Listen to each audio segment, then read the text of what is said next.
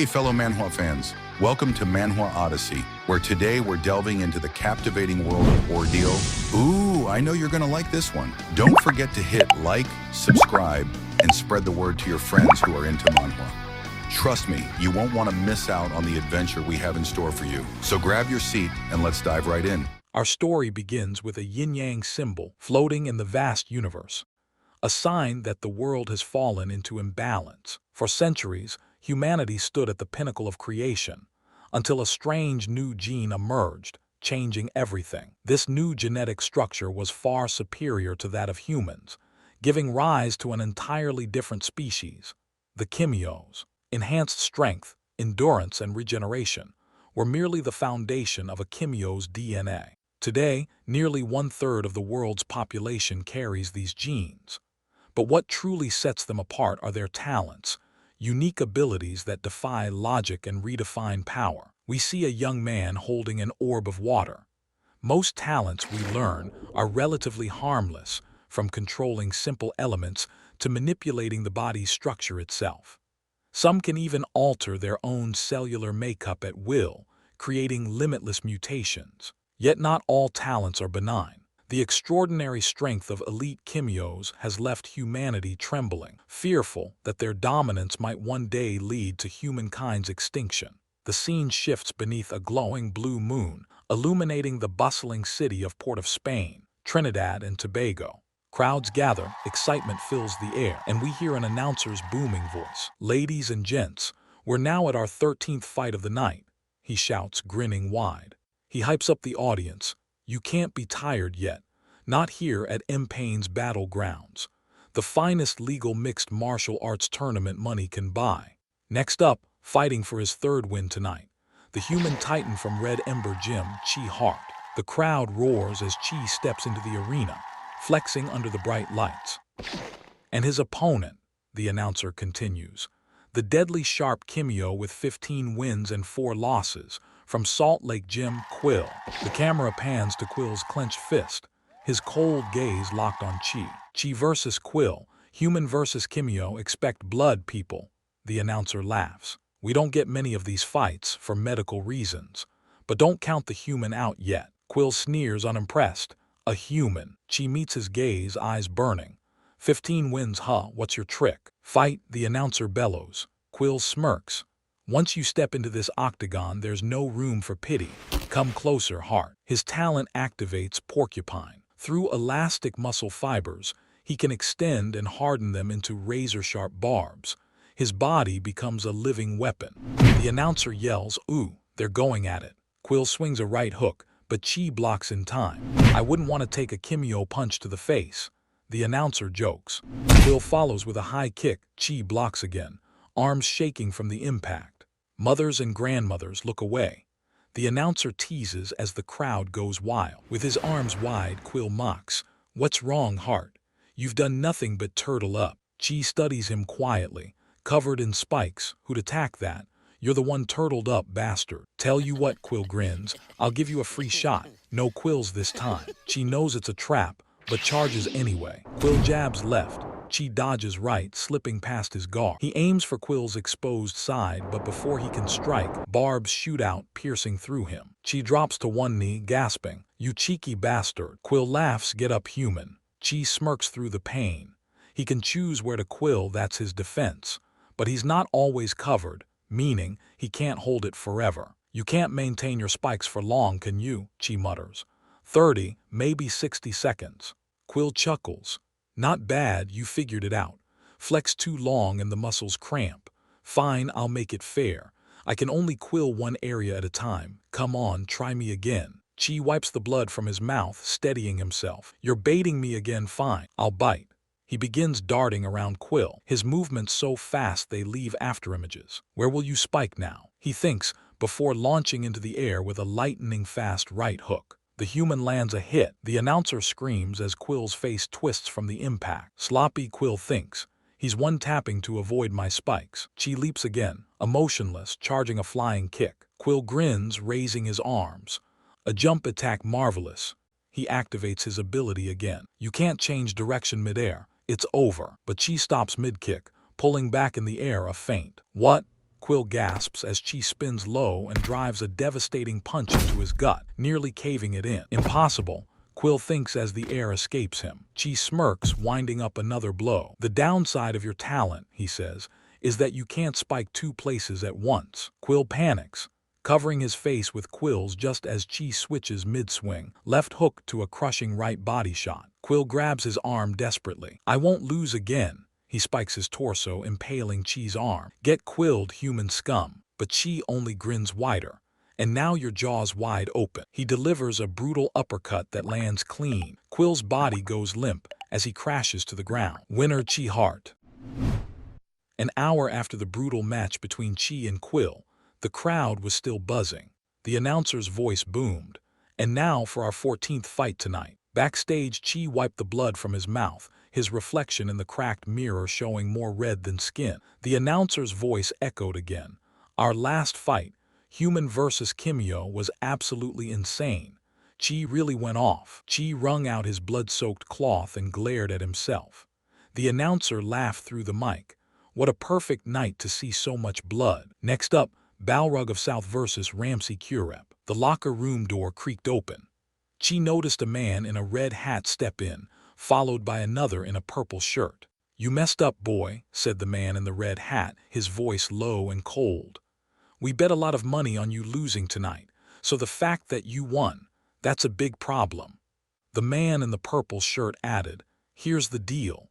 Give back every cent you made tonight, and we'll let you walk out of here with your pride and your life. Don't try to play hero. You're already half dead after what Quill did to you. Chi scoffed, eyes still on the floor. Close the door before we start. The man smirked, pulling a dagger from his belt. Your funeral, big man. Outside, rain pattered under the full moon. Pit-pat, pit-pat. Moments later at the front desk, a woman chatted on the phone. Did you see him? He's so cute. Chi passed behind her. Hey, Demelia, he said softly. She brightened. Kai, good to see you as always. You were amazing tonight. Don't worry about those scratches, they make you look tougher. Chi half smiled. Thanks. You know we throw wild parties after every competition, she teased.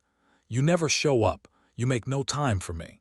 Sorry, love. Got some things to do at home. She pouted. Fine. Anyway, here's your winnings for tonight. Her expression turned playful. And if you ever get cold, you know where to find me. He took the envelope. By the way, tell admin there are 2 guys laid out in my changing room. No idea what happened. Later that night, the light from Chi's bathroom door spilled across the floor. He eased himself into the tub, every muscle screaming. Pain, it reminds us we're alive, he thought. But there's one reason I endure it. This better not be in vain. The next morning, a man stood outside Chi's apartment. Behind him, a woman grumbled. I'm telling you, Tevin, he's got some woman in there. He's never on time. Tevin laughed. Nah, babe, no woman could tolerate Chi for more than a day. The door burst open. You two know it's 6 in the morning, right? Chi muttered, slamming the door behind him. Yo, talk to me, Tevin said. We've known each other 15 years, shared this apartment for 7, and not once have we seen inside. You selling drugs or something? My grandma needs Advil, bro. Get in the car, Tevin, Chi sighed.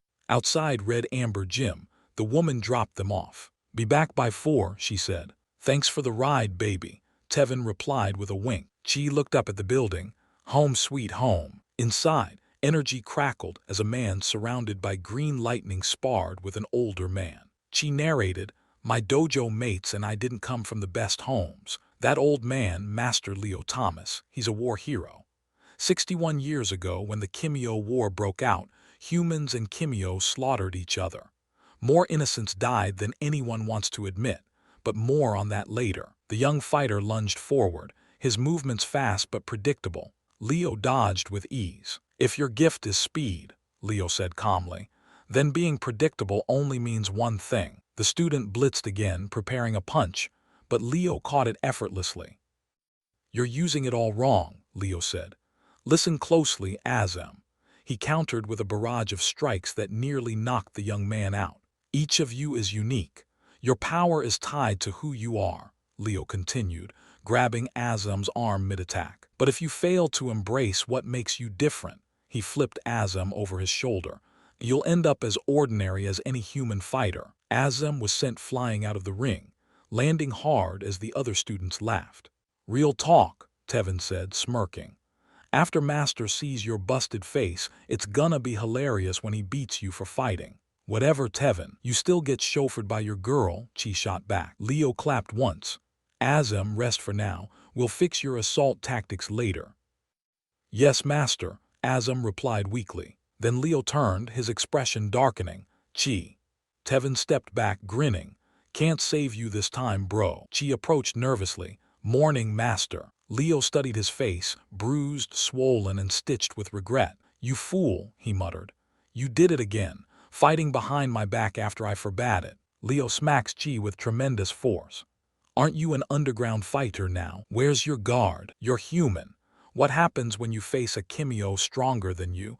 Look at your wounds. I won't lose another son." Before Chi could reply, slow clapping echoed across the dojo. A tall man entered, flanked by two others. His grin was poisonous.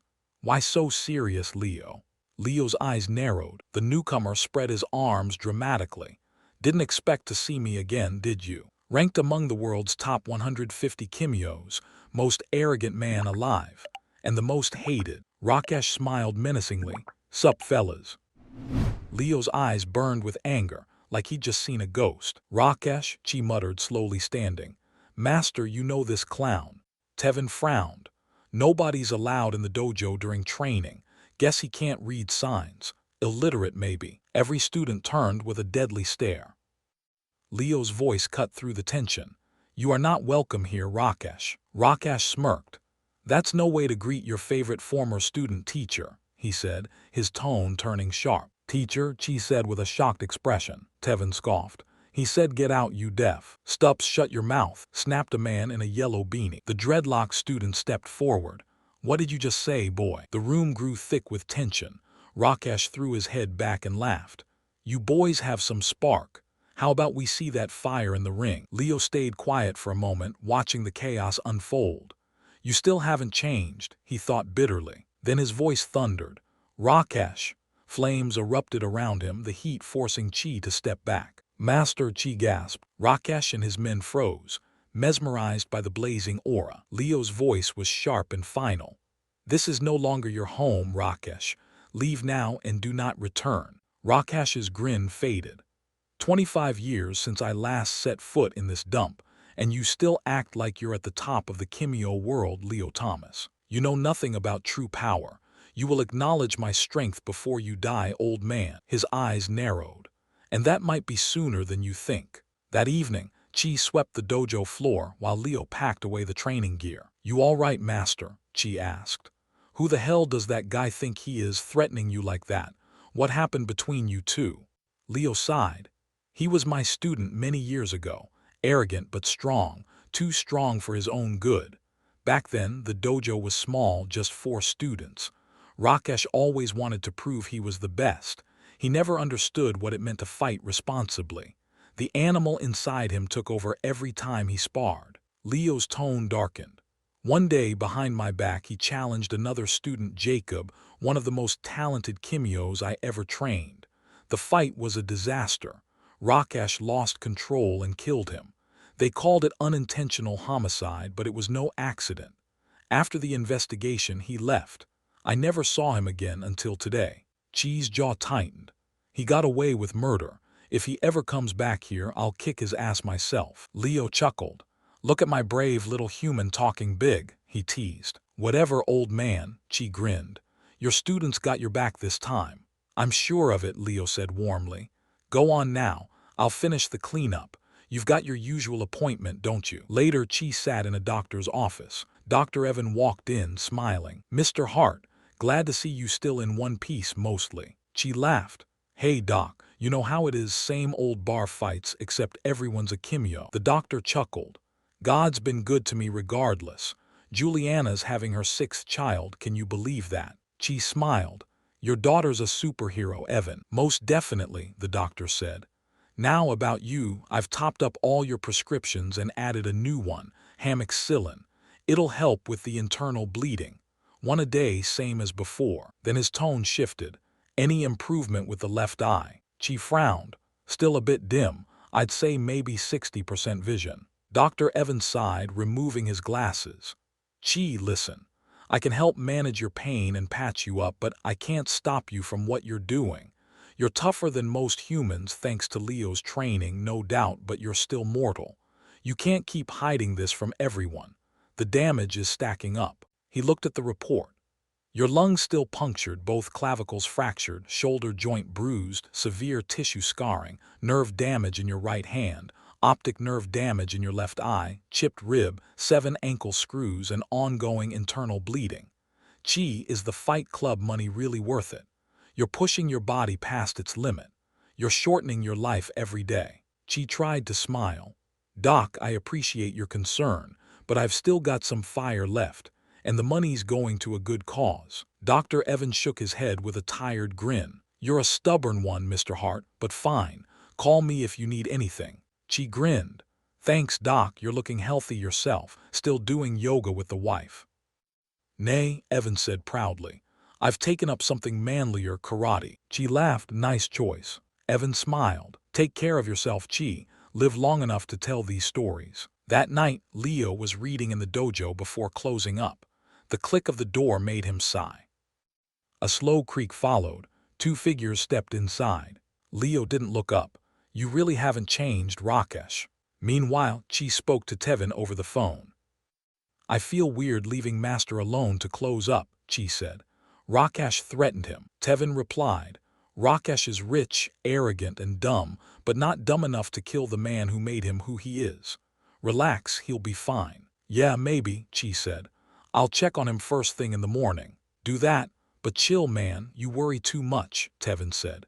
In the background, his girlfriend yelled, Tevin, get off the phone before I lose it. Tevin laughed. Good night, Chi, the beast has spoken. Moments later, a massive explosion shook Red Ember Gym. Flames engulfed the building. Inside, Leo knelt bleeding, barely holding his stance. I hate getting old, he muttered.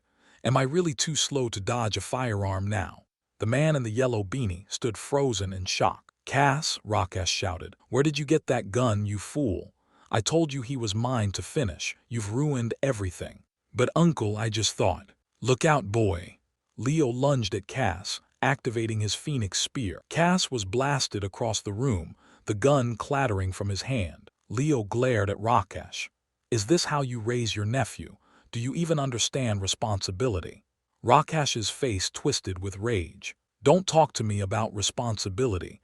You refuse to acknowledge my power even after I put this pathetic dojo on the map. No one here has ever matched my strength. Jacob was weak. He shouldn't have accepted my challenge. Leo's tone was cold.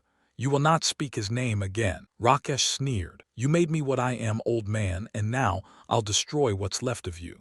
Leo exhaled slowly.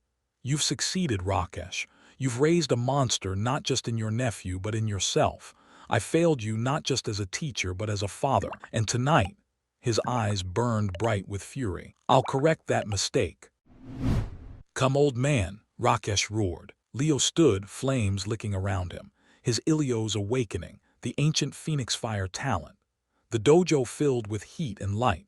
Rakesh charged, barely blocking Leo's knee strike. Leo followed with a fiery left jab that cracked Rakesh's jaw. Rakesh swung back. Leo slipped free and slammed a materialized shockwave through him. Rakesh spat blood as Leo grabbed his shirt and hurled him into the air.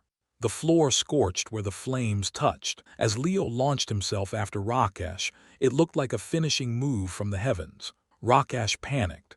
Damn it, he won't give me the second to trigger my talent, he thought. Using the ceiling for extra momentum, Leo slammed down a pulsing torrent of fire that sent Rakesh crashing. The dojo shook. Rakesh lay stunned, waiting for more. But Leo shouted, Ilios, descending meteor, and unleashed a deafening blast. Leo hit the ground hard.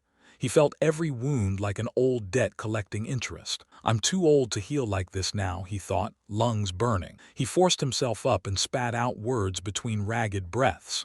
You knew my strength would fade with age.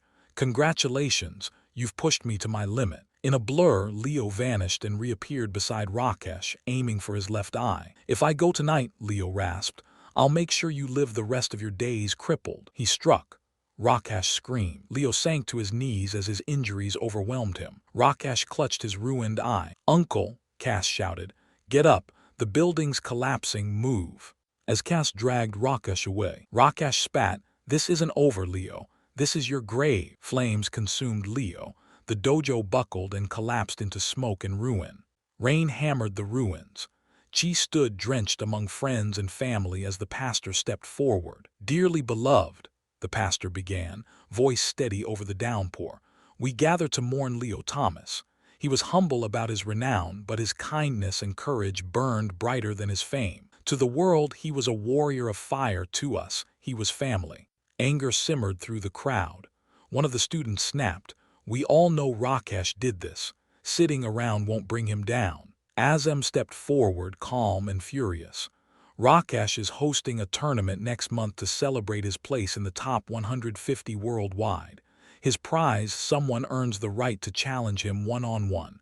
It's twisted, but it's our shot." He looked at Chi.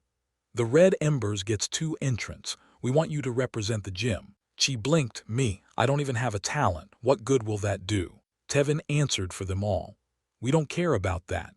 Master always said you were the smartest fighter among us. Talent's not everything.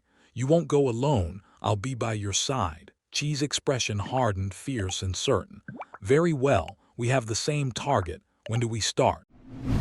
Rakash gripped the arms of his chair, eyes lost in the haze of memory, replaying the night Leo died. 4 months later. "Welcome to Rakash Enterprise Combat Stadium." Azam looked around, wide-eyed. "Man, that's a lot of people. Guess everyone loves a good fight. I already booked you to a changing room. All that's left is signing the registry, then you're in." Day 1 of the tournament opened strong, packed with heavy hitters to pull in viewers. "Tevin, you're fight number 7, Azam said. "Chi, you're number 8. Tevin's girlfriend frowned. "Tevin Matthias Charles, you better be careful." The broadcast voice boomed through the stadium speakers. "Today, we take a look at the host of the Central Human plus Kimyo Mixed Martial Arts Tournament, Rakash Rampersad." The name alone stirred the crowd. The announcer continued, "Trinidad and Tobago's first Kimyo ranked among the world's top 150 fighters. The now 61-year-old millionaire is nothing short of a prodigy. Despite a few run-ins with the police, Rakash has built an empire of wealth and fame. With 47 wins and 3 losses in his MMA career, he's acquired 8 properties worldwide, a hotel, the Rampersad Tower, multiple pro racing endorsements, and his own clothing brand. Truly, our very own wonder kid." Then came the somber note. "We also extend our condolences. 4 months ago, the nation mourned the passing of his former teacher, legend, and war hero Leo Thomas." In a shadowed corner, a man with dreadlocks clenched his fists. If only they knew what that bastard Rakash really did. Disgusting. The broadcast rolled on. Martial arts competitions have been revolutionized through the integration of Kimyo fighters, and Rakash Rampersad spares no expense in hosting MMA events right here in his homeland, creating new opportunities for local talent. Meanwhile, Chi adjusted his gloves, eyes narrowing. Rakash spoke live to the audience. "Power cannot be faked. You either possess it or you don't. For those who do, the line between mediocrity and greatness is drawn with the blood of those who ignore the gap." The reporter chimed in. "Strong words from the world's 97-ranked Kimyo. And if you ask me, his latest combat scar makes him even more intimidating than before." Chi scoffed. "I've heard enough, let's move." "So what's the plan?" he asked. The bald-headed man replied dryly, "Don't die in your first match. This is a brutal context tournament. Opponents can kill to win instantly. We learned that BC, or brutal context tournaments, are adult-only MMA events where fatalities are permitted. Talents are simply too dangerous to restrain." Tevin groaned. "Master would kill us for joining this. I didn't even tell my girl it was BC rated. Guess I'm up first." The announcer's voice echoed. "Ladies and gentlemen, for our 4th match of the night, Tevin from the East." His girlfriend shouted from the crowd, "Good luck, baby." And his opponent, Sunraz the Untouchable, a Kimyo whose speed is unmatched. To this day, Sunraz has never been injured in an MMA bout. Tevin grinned. "A tank versus a speedster, huh? I like their taste." Sunraz stayed silent, uninterested in conversation. I know you, Tevin said. You're one of the fastest Kimios, right? Well, I'm one of the toughest. Takes a lot to move me. So let's keep it civil. Before he could finish, Sunraz vanished, reappearing behind him. Tevin's eyes widened. Cut to Rakesh, quietly observing the match from the stands. "Anything I can get you, sir?" asked an attendant. Rakesh didn't answer. Back in the ring, Sunraz kicked Tevin into the dirt. "Listen closely," he said coldly. "All have failed to even touch me. You will be no exception." His talent was revealed. Image fusion threshold, a master-level speed technique. Tevin gritted his teeth. "Stups!" He lunged forward, swinging hard. But Sunraz countered with a sharp knee to the gut, dropping him again. "You gotta be kidding me," Tevin gasped, watching as Sunraz's afterimages circled him, 3 duplicates moving in perfect sync. From the sidelines, Azem muttered, "Sunraz the Untouched. I've heard of him, a speed talent user. That technique, called image fusion threshold. The vortex created by his movements gives his afterimages enough time to materialize, forming physical copies." Chi yelled from the edge of the ring, "Get that defense up, Tevin. You're a damn tank." Tevin braced himself under the barrage, thinking fast. Then, with a roar, "Don't you dare underestimate us." A massive explosion shook the arena. Smoke and dust erupted as Sunraz staggered back, eyes wide. Tevin stood tall, body gleaming with hardened armor. Rhino hide mode. His talent, Hide Forge, the ability to generate a protective shell that enhances both defense and offense. An overwhelming surge of aura burst from Tevin, leaving Sunraz frozen in disbelief. "Nanny," he muttered, stunned. Tevin didn't hesitate. He swung a brutal punch straight for Sunraz's jaw. Sunraz narrowly dipped under it, still rattled as he backed away. "What kind of monster talent is this?" The announcer erupted. "Tevin finally shows his talent after being pushed. Incredible. The elusive rhino hide has appeared. A hardened shell forms over the body, boosting defense and granting powerful physical attributes."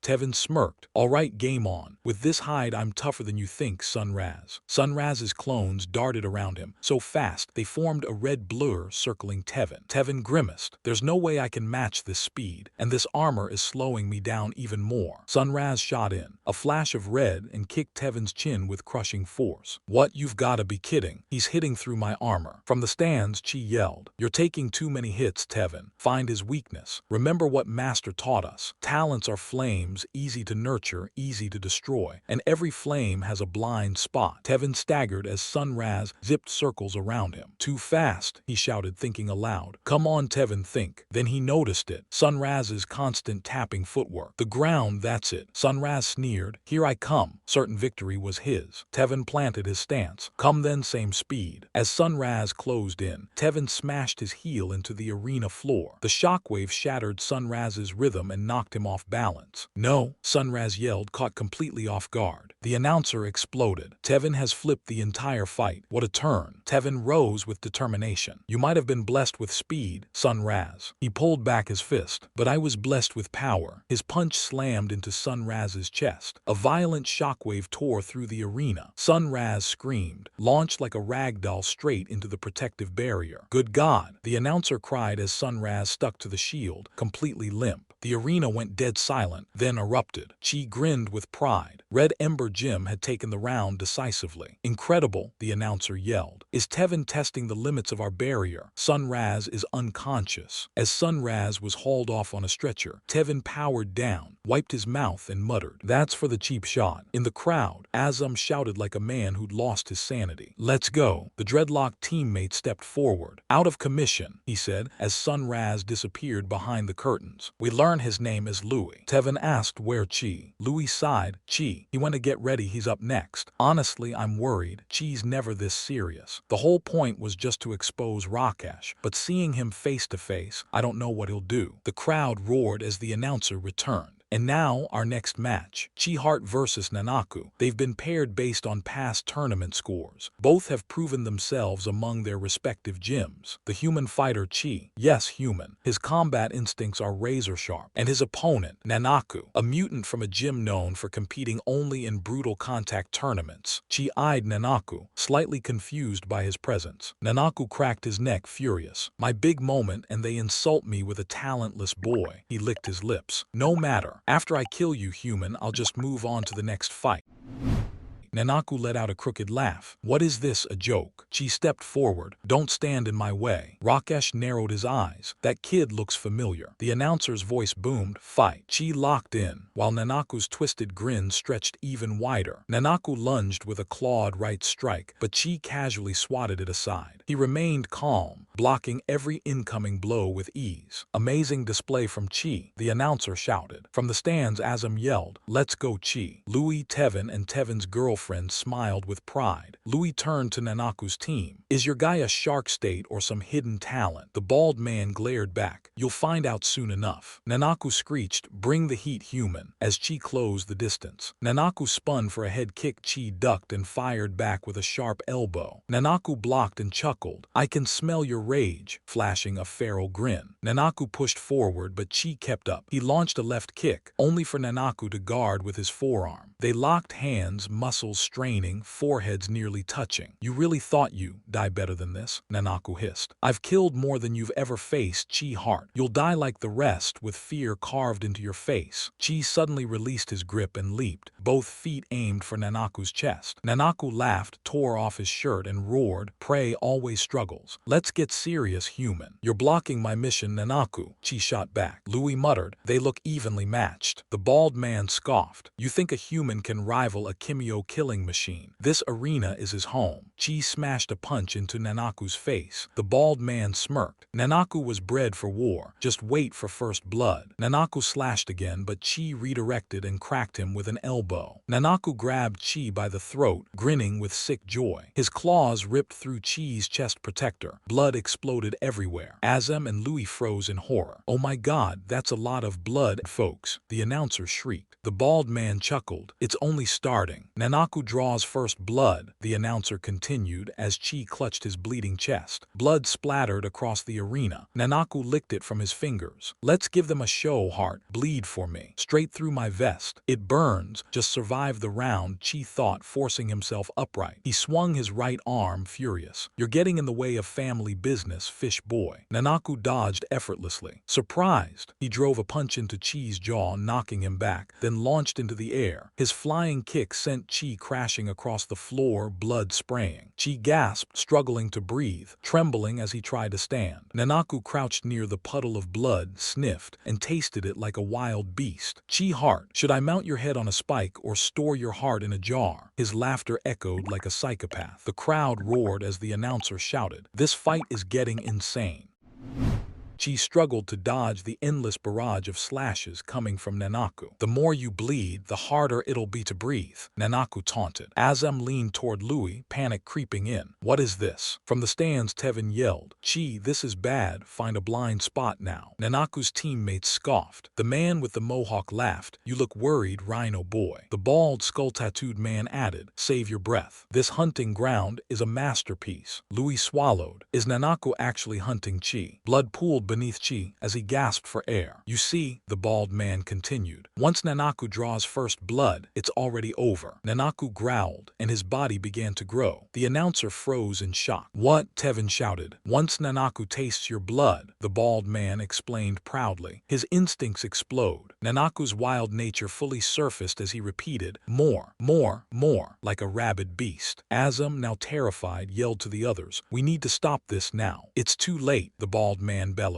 Behold Nanaku, the blood-frenzied hunter. We learn Nanaku's talent, blood frenzy. The scent of human or Kimio blood forces an uncontrollable physical evolution, placing him in hunter state, turning him into a perfected killing machine. Talent type, state shift, one of the rarest. Tevin stared in horror. You've gotta be kidding me. The crowd erupted as Nanaku fully transformed. Seriously, Chi thought, staring up at the monstrous figure. In a private viewing room, Rakesh smirked, impressed by Nanaku's display. Is anyone else concerned for the human? The announcer yelled, voice trembling. Nanaku towered over Chi, now a muscular titan shark hybrid. Azam whispered, Louis, this matchup is awful. Nanaku's a state talent user. His blind spot would be a lack of blood, but Chi, surrounded by the stains of previous fighters. State talent users can enter special modes granting enhanced abilities, as long as they remain in that state. Nanaku leaped high, arms raised, ready to crush Chi from above. That explains explains the shark look, Azem realized. He evolved before the match even started. Chi rolled away as Nanaku slammed into the arena, shattering the floor. Refusing to surrender, Chi unleashed a rapid series of punches, relentless. Nanaku only grinned. Chi's eyes widened. None of it was landing effectively. Prey is always quick on its feet. Nanaku laughed, swiping again. Chi dodged desperately. Nanaku inhaled deeply. I smell blood everywhere, Kimio and now human. His laughter echoed. Chi spun behind him, wrapped his arms around Nanaku's waist and thought, this is my last chance. We end it here. With a roar, Chi lifted Nanaku, the ground cracking under his feet, and slammed him down with brutal force. Incredible strength from Chi, the announcer roared. Chi staggered, barely able to stand. Tevin pumped his fist. Yes. Nanaku rose unfazed. Does nature teach you nothing, Chi heart? He grabbed Chi's arm. Prey never wins. Nanaku smashed Chi's head into the arena floor, creating a massive crater. Silence consumed the crowd. Members of Red Ember Gym turned away, unable to watch. Rakesh whispered, so what now, Chi? Nanaku dragged Chi's bloodied face from the rubble. Satisfied. Years of delusion led to this. Look at you. You insult my skill. Let his blood stain your conscience. I will kill every human arrogant enough to enter Kimio tournaments. He tossed Chi aside like garbage. Power cannot be faked, Nanaku said coldly. You either have it or you don't. He marched toward Chi's limp body. And for those who do, the border between mediocre and overwhelming strength is drawn with blood. Stop the fight, Tevin screamed. Watch your friend die, the bald man barked. Nanaku grinned. Hear that silence, kid. I'll use your corpse as a stepping stone as I paint this arena with your blood. Arms spread wide, he laughed maniacally. No need to fear. Rejoice. I'm merciful. I'll grant you a quick death. Stop the damn match, Tevin yelled. Azam slammed the gate. Open it. Nanaku declared. I've decided, Chi heart. Your head belongs on my wall, he cackled. Rakesh sighed, already bored. To think, for a moment, I wondered if you were related to the legend S-Heart. But you're just a disappointment, cursed to carry his name. Nanaku lunged at Chi, jaws wide, razor-sharp teeth ready to tear him apart. Chi's life flashed before his eyes. Is this where I die? Sparks, tiny glowing embers began circling him, slowly consuming everything. A distant figure appeared, a deity wreathed in flames, hair burning like a wildfire. I can't stop now. Not yet, not ever, Chi whispered, staring at the fiery god as its face came into focus. A violent eruption of flames detonated from Chi, flooding the entire arena with a blinding orange glow. Chi, Louis shouted. That's impossible, the bald skull-tattooed man roared. Rakesh froze, like he had just seen a ghost. The barrier won't hold much longer, the announcer screamed. Energy pulsed, swelling against the arena walls. Louis the crowd, Azam yelled. Louis snapped into action. Damn it. He clapped his hands together and shouted, Chikioya no Hai. We learned Louis Hemlock's talent. Chikioya no Hai, meaning Ash of the Fathers. Talent type, range control. Ash swirled outward, forming a massive shield to protect everyone in the stands. Did he just stop those flames? The announcer yelled. Louis strained to reinforce the barrier, tiny cracks forming. A woman carrying her food looked up as roaring flames burst through the Ash shield. Azam dashed in, saving her with her haste ability. Tevin shifted into his hide form, shielding his girlfriend and a nearby stranger. Are you guys seeing this? He shouted. Azam stared at the flames, pale as a corpse. Louis trembled. These flames, they're just like. The inferno twisted into a flaming vortex. Controlled, deliberate, almost elegant. A master's flame. Nanaku stood frozen. Flames. Then rage overtook him. You damned liar, you registered as a human. You deceiver. You said you had no talent. You mocked me. But he stopped mid-rant, eyes widening. The hunter now feared the prey. Chi stood tall, completely engulfed in fire, hotter than the sun. He stared at his blazing body, stunned. What? I feel no pain, he said calmly. Tevin, Azam, and Louis looked at him like they were staring at their former master reborn. Chi raised his hand. Am I alive? What is this power? Nanaku shook his head. No, impossible. I feel reborn, Chi murmured. You little bastard, Nanaku snarled. I tasted your blood, it was human. This power changes nothing. He charged, ripping apart the ground. Chi heart, I'm gonna kill you slow. A tone suddenly ran in, mouth full of food. I'm here. I was watching from the cafe. His slice of pizza hit the floor as his eyes locked onto Chi. Those flames, Chi, still dazed, barely aware of the arena. I wonder, he thought, raising his hand. Get out of there, Nanaku, run, you idiot, the bald man screamed. Rakesh sat motionless in his private viewing room. His butler whispered, Sir Rakesh, shouldn't you stop the fight? Your guests aren't safe. Those flames resemble the war hero Leo. Rakesh crushed the armrest of his chair. Don't do it, Chi, Tevin screamed. Chi continued softly. When you burn, does your flesh turn to ash? Die, Nanaku roared, lunging. Chi lifted his hand, eyes glowing. You first. It's finally revealed. Chi's heart has become a Kimyo. Chi unleashed a massive wave of fire, swallowing Nanaku in a spiraling vortex of flames. His newly awakened talent, Ilios, the Phoenix of Flame. When activated, the user enters the Ilio state, one of the original Great Four talents. Nanaku shrieked as unbearable heat scorched him, his skin peeling away until nothing recognizable remained. From the stands, Tevin's voice trembled in a future narration. Looking back, I should have noticed the warning signs, painted red with the blood you'd soon spill. But how could I? You were my comrade, my brother, my best friend. This was the day you stepped over the edge. I should have reached out harder. Nanaku's charred corpse hit the arena floor. I'm sorry, Chi, Tevin whispered. The crowd sat in stunned silence. Tevin continued in that same future tone. To this day, I wish I told you. None of it was your fault. It was never your burden. But I couldn't have known you become one of mankind's greatest enemies. He sprinted toward the arena, tossing Chi a piece of cloth. Wrap yourself. Bro, your wounds, you good. Chi tied it around his waist. I can stand. I'm just confused. My body feels like it was torn apart and stitched back together. What the hell, man? Tevin snapped. Since when are we killers? Chi glanced away, ashamed. Before he could answer, a deafening explosion erupted from Rakesh's private viewing room. Glass rained across the arena. Reporters and cameras instantly turned. Isn't that Rakesh's lounge? One cameraman shouted. Tevin muttered. Think that woke him up. Let's go, Chi said, eyes locked on the source. The announcer panicked. Ladies and gentlemen, remain calm. I think Rakesh had an accident. Chi didn't flinch. His gaze sharpened. His master's killer was finally in front of him. Rakesh emerged laughing, glass crunching beneath his feet. Chi right, Leo's little favorite. His voice twisted with mania. So the old man gave you his talent. Cameras zoomed in. Every viewer glued to the unfolding chaos. Say his name again, Chi warned. Rakesh grinned like a predator. I remember you too, the furious wolf cubs right at Leo's side. He chose you. He burst into laughter. Leo Thomas, you were too good, old man. Even in death you make a successor. This weak human, Chi Hart, bringing Leo's talent back into the world. How adorable. Tevin and Chi's eyes burned with fury. No matter, Rakesh growled. I'll kill you just as easily as I killed your master. The arena froze. He murdered Leo, the war hero. Voices rippled through the crowd, shaken, horrified. A man behind Rakesh facepalmed. Boss, you just confessed on live television. Azam whispered, got him. Rakesh mocked the members of Red Ember Gym. You've come to avenge Papa. If I erase you, I erase his legacy. You have planned to win, then do what? Bring me to justice. He laughs. I'm amused. The Mohawk man stated, brilliant move, boss. You just confessed on live television.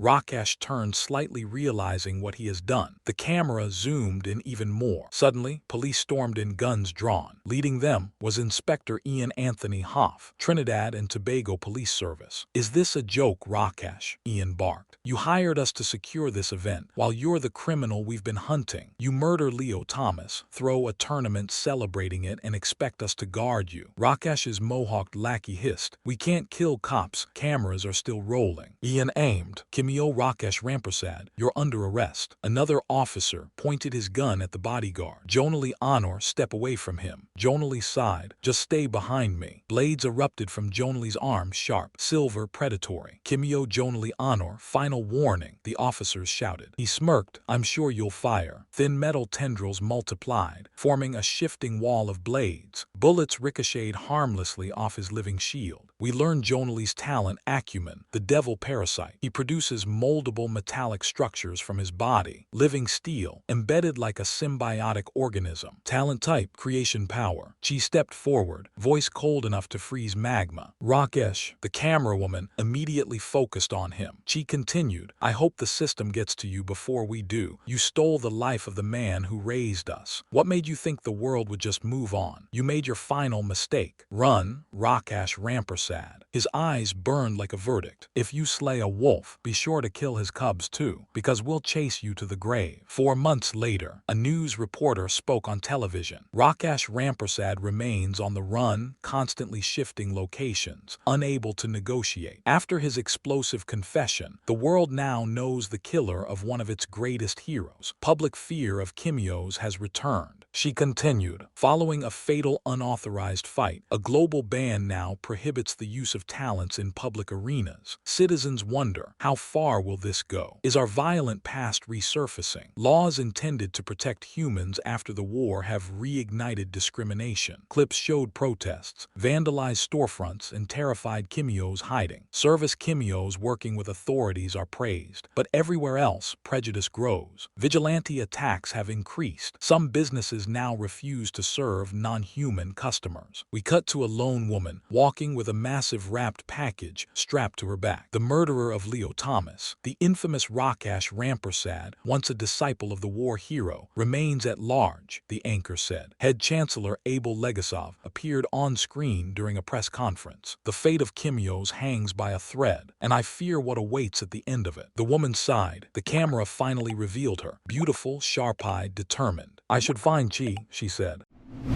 The beautiful woman removed her earbuds, her thoughts drifting. Another Kimyo uprising. Mankind had a habit of wasting peace. They never truly learned how to protect it. Fear, raw, irrational fear, ruled human decisions. History wasn't forgotten, it was ignored. The war wasn't ancient, no matter how much people pretended it was. Centuries ago, humans and Kimyos were locked in brutal conflict. The Kimyo population surged after the first recorded birth in 1542. When a dark deity nearly pushed humanity to extinction, Kimyos awakened new power, and with it, ambition. Their hunger for control grew violent. Why should humans rule the world? By then, 1/3 of the global population was Kimyo. Some sought equality, others wanted annihilation. Their goal, erase humanity and forge a pure, evolutionary bloodline. Humanity fought back. All nations united, standing shoulder to shoulder against extinction. Cities burned. Millions died. Kimyos slaughtered without mercy, but not all of them followed that path. Those who did were led by one man, Cain, the architect of the rebellion. His power corrupted his mind, poisoning others through influence alone. Among the estimated 2.5 billion Kimyos, the world ranked the top 150 most powerful talent users. The top 10 were known as God tier. Cain stood at number 1. Through his command, the war lasted 124 years, ending in 1957. Though history named him humanity's greatest enemy, his reign ended not by imprisonment, but assassination. The strongest threat to human existence fell by the hands of war heroes. Their story begins decades earlier. 1942, East Cuba, Trinidad and Tobago. A young boy named Leo Thomas stood among a line of children as grown men argued nearby. "More dead weight," one soldier muttered. "This is war, not a daycare," another snapped. "At ease, soldiers." Both men stiffened. "Yes, ma'am." A woman with fierce eyes and braided hair scanned her report. "So these are the volunteers," she sighed. "I told HQ this was a terrible idea." She read aloud 12 names. "You all signed the forms." Silence, nervous nods. "I am Colonel Catherine Forbes, call sign Achilles. From today on, I am your commanding officer." Her voice hardened. "Most of you lost your parents. That's why you're here. We acknowledge your sacrifice. Some of you are Kimyo, training will be separated." She paused, eyes sharp. "The world is collapsing. We'll take all the help we can get against Cain. Your new lives start now. Steel your minds, because with your help, we will rebuild what was lost." Leo would later say the training began the next morning. They were fed, clothed, treated fairly. "It might grow on me," he thought. The camp. Leo often wandered alone. Why did I even come here? He was tired of running, tired of death. This place felt safe. "Hey!" A cheerful voice snapped him out of his thoughts. A girl stood nearby, holding the hand of a small boy clutching a teddy bear. "I'm Elsa," she said brightly. "This is Kevin." Kevin gnawed on the bear's ear, completely uninterested. "You're quiet," Elsa added. "How old are you?" "I am 8, Leo replied. "I can't leave Kevin," she said. "Mom's last orders." Then she smiled. "Let be friends, everyone needs someone." Leo smiled wider than he ever had. "Sure." The attack. Rain slammed down as sirens screamed. Colonel Forbes, a soldier shouted. Kane's forces. Her jaw clenched. We were supposed to be secure. Find the traitor when this is over. Major's already here, ma'am. She marched through the rain. Major Jamie Altham. The wolf spider stood calmly, gathering aura like it was just another day. I'm evacuating, Forbes said. HQ sending an airstrike, Jamie replied casually. We'll wait it out. A soldier rushed in. 3 kids are missing, sir. Jamie's expression changed instantly. Get behind the line, someone warned. He ignored them. Forbes smirked. Give them hell, Jamie. The wolf spider unleashed. 4 Kimios tore through the camp, bodies littering the ground. More human meat, one laughed. Jamie sighed, tilting his hat. Red threads spiraled from his arm, sharp, humming. In seconds, the attackers were immobilized. Low-level trash, he muttered. His talent, Death Web, allowed him to form steel-strong red silk from pure Kai, the energy unique to Kimios. Elsewhere, Leo, Elsa, and Kevin hid inside a crumbling building. We can't stay here, Leo whispered. Elsa hugged Kevin tight. We'll be okay, Leo promised. Just keep moving. A Kimio caught their scent. Of course,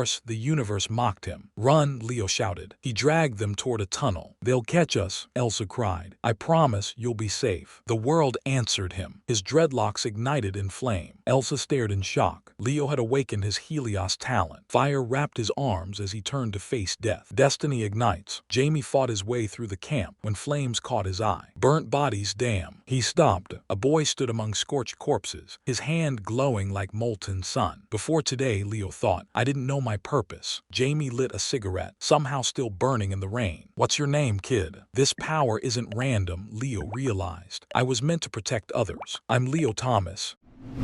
We cut to Chi, lifting a photograph and studying it closely. In the image, a younger Leo Thomas, Tevin, and Chi are frozen mid-celebration after their first team tournament victory. Wide smiles, unearned confidence, and the innocence of not knowing what comes next. The scene shifts hard. Gun-riddled battlefield. Location, Pyreco, Trinidad, 1957. Sarge, there's too many, a soldier shouted. We're finished. They crouched behind a dirt embankment as blind, relentless gunfire tore through the air above them. Bullets chewed into the ground like rain made of steel. This is a slaughter, Sarge, the man yelled again. We can't stay here. The sergeant, calm, almost amused, tilted his head toward the sky. Just wait, he said. Wait for what? In the distance, a plane emerged through the orange glow of the setting sun. The sergeant's grin widened, like a prayer finally answered. The subordinate's eyes went wide. Wait, is that? Gunfire suddenly ripped across the battlefield from above. Someone screamed, Major Altham. The plane roared overhead, machine guns mounted on its sides shredding enemy lines below. 2 cases left, sir, Leo reported. Damn it, Major Altham snapped. Track what ammo we have left, Private. Below them, rogue Kimio scrambled. One, its skin a sickly green, snarled. The humans have air support. Shoot it down, now. Leo unbuckled his seatbelt. Switching to active support mode, sir. Hurry it up, Private, Altham replied. The men below need an opening to retreat. Yes, Major. Leo climbed out onto the wing, clipping his harness into place. In position, sir. An elemental-looking Kimio shouted. General, that aircraft is closing in. Permission to fire. The green Kimio general stared in horror. It's too late. Flames erupted. Leo unleashed his talent, a roaring inferno pouring from his hands, consuming rogue Kimios below. Fire swept the battlefield, merciless and absolute. A soldier stared upward. Is that the Major's apprentice? Yeah, another replied, stunned. That's him. Jesus, that kid he found. What was his name again? Leo's hat and mask tumbled from the sky. Boy, Major Altham barked. Why would you take your mask off? Cause I look way cooler, Leo shouted back. Private Leo. Leo leaned over the wing. Sir, I can be more useful on the ground. I'm heading down. I will kill you if you leave this plane. Leo smirked. Too late. He accidentally unclipped his harness. Oops. Damn it, Leo. Laughing, Leo dove. The wind warped his face as he plummeted. Yeah, probably should have kept the mask on. Below, rogue Kimios shouted. Shoot him down, hurry. The scene cuts. Major Altham's plane now rests near a cliff, facing a wooden storage facility. You've spoken my name, General Iskorov, Altham said calmly. That means you know of me and my talent. Red strings glowed around the general. Kunai aimed at his throat from every angle. Death Web, Altham continued. It earned me the title Wolf Spider. Defensive, controlling, lacking offense. He examined a kunai, so I wove in my father's knife work. I do hope it's intimidating enough. The general struggled. I'll tell you everything. Wise choice. Above them, a massive woven trap held enemy soldiers suspended and bound. Your allies should should have learned from you, Altham said. Make it quick. I need to get back. Pretty sure Leo making a mess. Outside, Leo scorched the battlefield, his talent reducing enemies to ash. The ground itself cracked beneath the heat. Leo looked delighted. Hours later, enter Major, the colonel said. Altham delivered his report. Excellent work, Colonel, Catherine said. Retrieving our soldiers wasn't easy. Word of your heroics is spreading. Yours and the boy. Colonel, how is Leo? Not the same kid I found 15 years ago, Altham replied. Careless, but growing. You're attached to him, Catherine said. You see something in him. He's dangerous, Altham replied flatly. A walking sun. Mishandle him and he becomes a threat. Catherine smiled. You just admitted you feel like his older brother. She stood, reviewing a report. Now the problem. Kane controls another airbase. 13 active carrier planes. I want them destroyed. No team to spare, you'll go alone. Take Leo if you want. Master, Leo shouted later, grinning. After my obvious success, people think I deserve my own plane. I don't trust you with a can opener, Altham replied. Pack your bags. We raid tonight. Behave and maybe you fly us home. Leo practically glowed. Congrats on your first raid, monkey, a woman said. Leo turned. Elsa, come back alive, handsome. Always, babe. East Airbase, Kane controlled. We're half a mile out, Altham said. Food storage and distribution. Minimal combat, destroy the planes. This place is practically swarming with Kane's soldiers. We take them out, then proceed to our target. Major Altham, like a spider himself,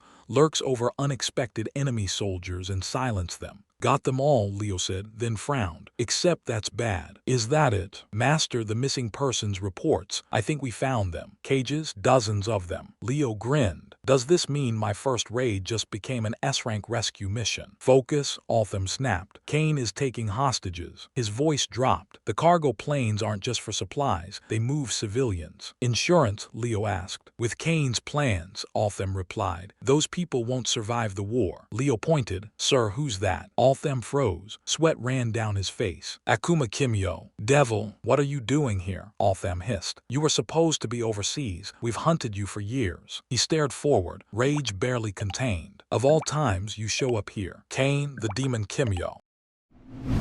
We cut to Leo, panicked, gripping his phone as he reports that Kane is inside the facility. He immediately contacts Major Altham, his voice tight. This is really happening. I just got off the phone with the colonel. She doesn't hesitate. This is a God-given opportunity. She's mobilizing the entire army. Altham's expression hardens. We don't have that kind of time. At the speed this operation is moving, Kane will be gone in 30 minutes or less. If we wait, we lose our only opening. There is only one option. Major Altham is drenched in sweat, a nervous grin creeping across his face at the thought of stalling the number one. Challenge him directly, he thinks. Best way to die. We shift to Kane, heavily guarded as he's escorted through deeper sections of the facility. A few corridors later, every guard collapses, taken out silently by Major Altham's blade work, a deadly fusion of his own talent and his father's knife techniques. Kane stops. His eyes glow with an ominous blue light. He knows exactly where his attackers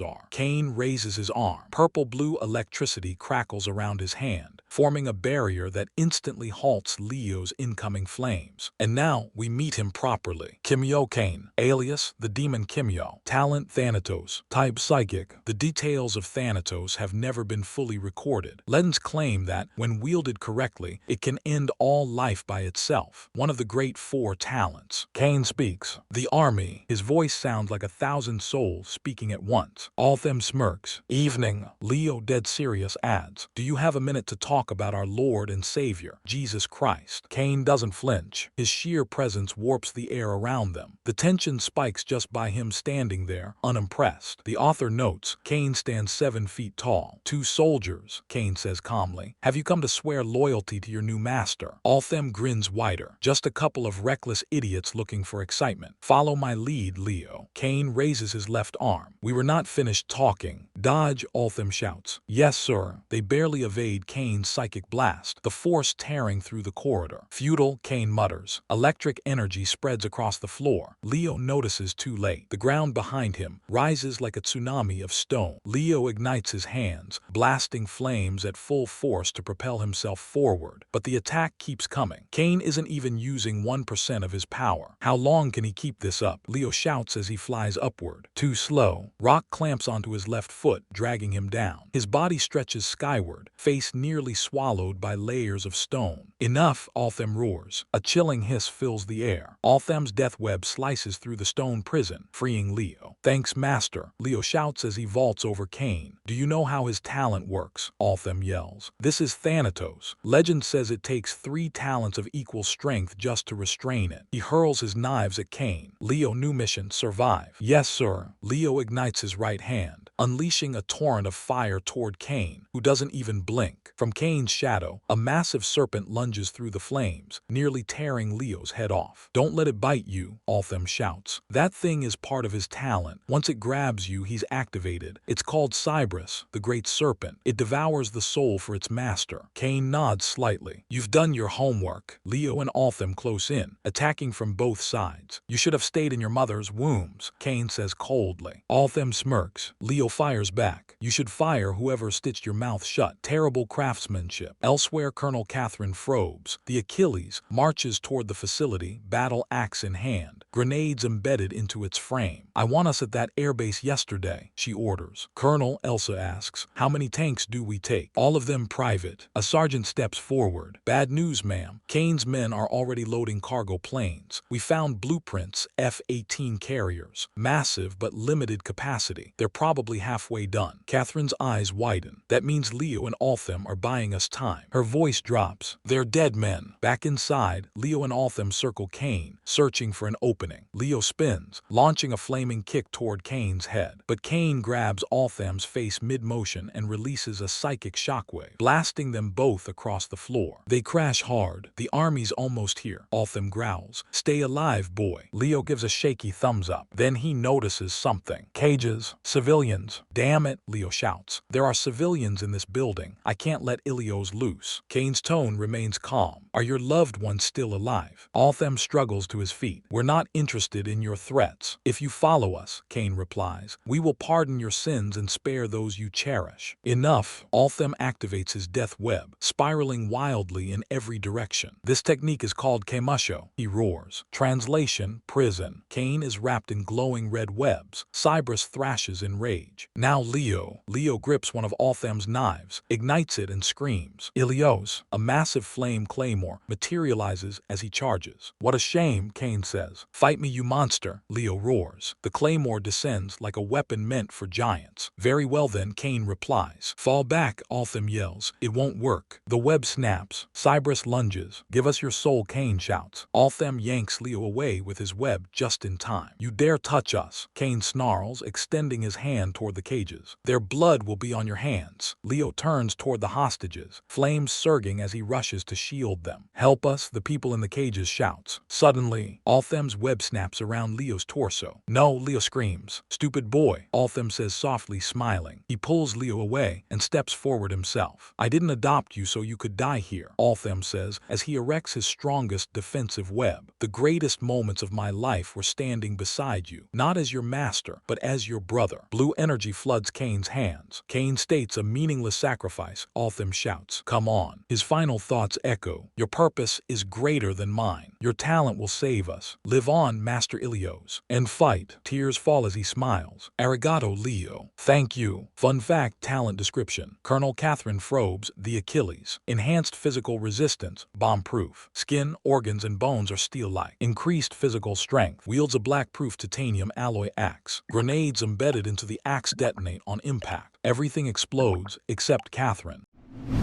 We shift to Colonel Catherine, fully armed and battle-ready, ordering her troops forward. 2 of our soldiers' lives are on the line.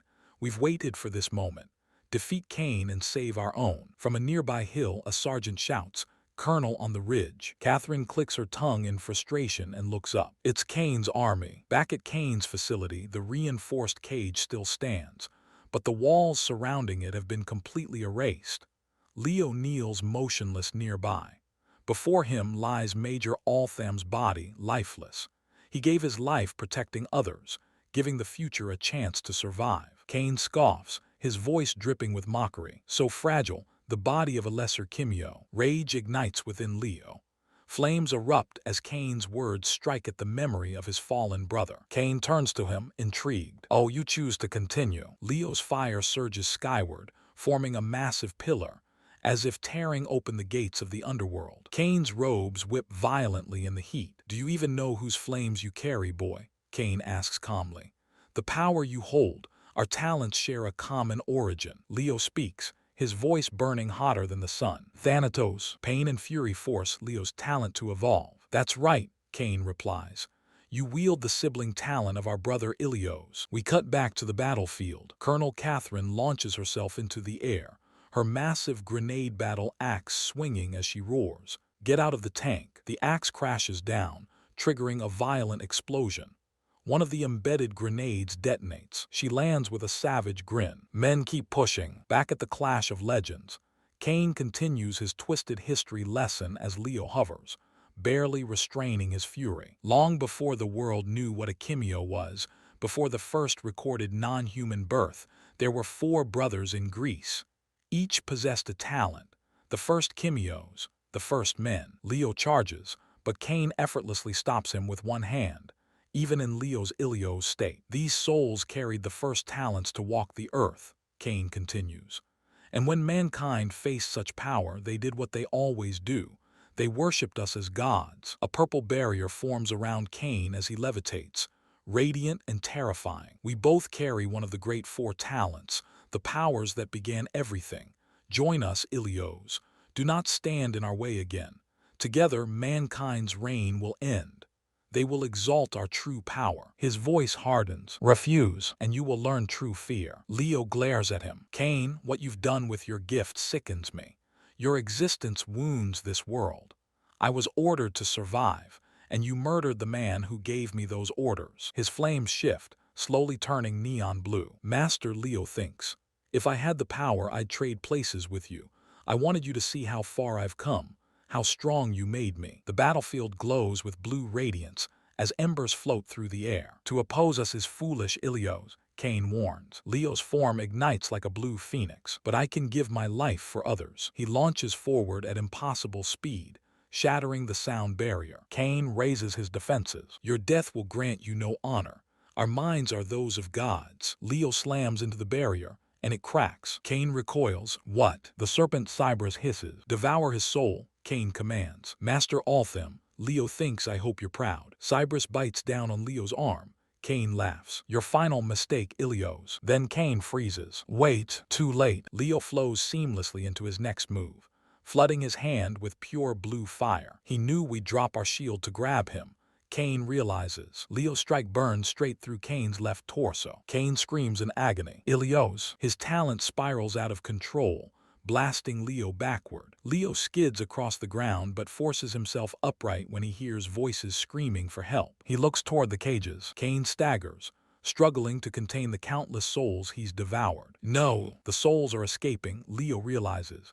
"Now's my chance." Holding his injured arm, Leo staggers to the cage. "Hang on, this might get rough." Flames burst from his feet as he braces himself and shoves. The cage crashes free of the facility as Kane's trapped souls run wild. A fragment of Kane's power cries out, "Our souls." Kane snarls, "General, how much longer?" "The aircraft is ready, my Fuhra," the general responds.